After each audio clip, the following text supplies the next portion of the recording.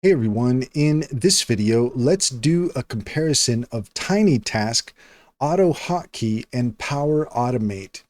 In order to do so, here we are at tinytask.net, and we're also at autohotkey.com and microsoft.com/en-us/products/power-automate. And you're probably better off searching on Google, but here we can do a comparison of the three, and we're going to go ahead and check in with Cider AI in order to do so.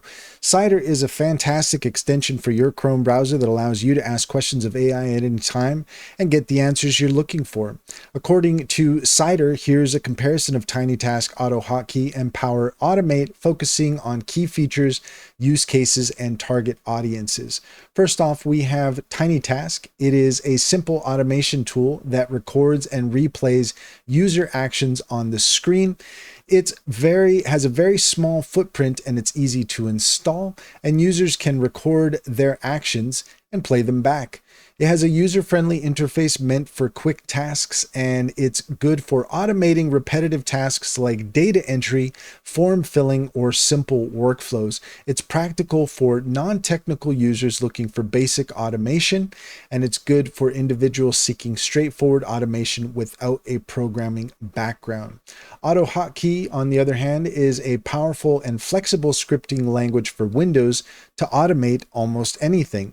It supports complex scripts with conditional logic, loops, and variables, and you can easily create keyboard shortcuts for actions, shortcuts for text expansion, etc.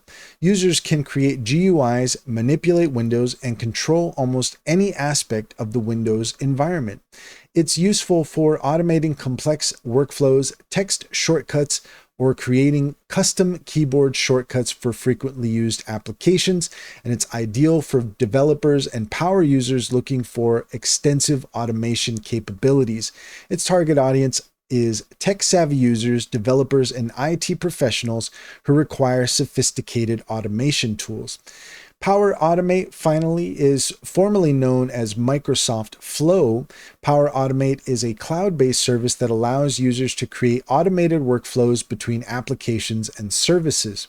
It connects with a wide range of Microsoft products and third-party services like Google Drive, Trello, and more. And it provides pre-built templates for common automation tasks. It automates tasks based on specific events and performs corresponding actions. It's good for automating business processes, data synchronization between applications, and task notifications.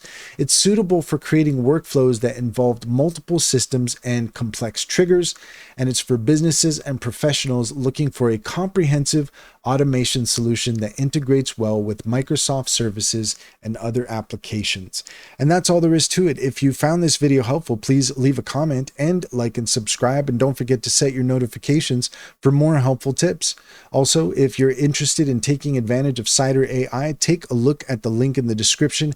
There you'll find a link to our link tree. There you'll find our socials and our top AI recommendations, including Cider. Click on any of those links to get started. You'd be helping us out as well, and we would greatly appreciate it.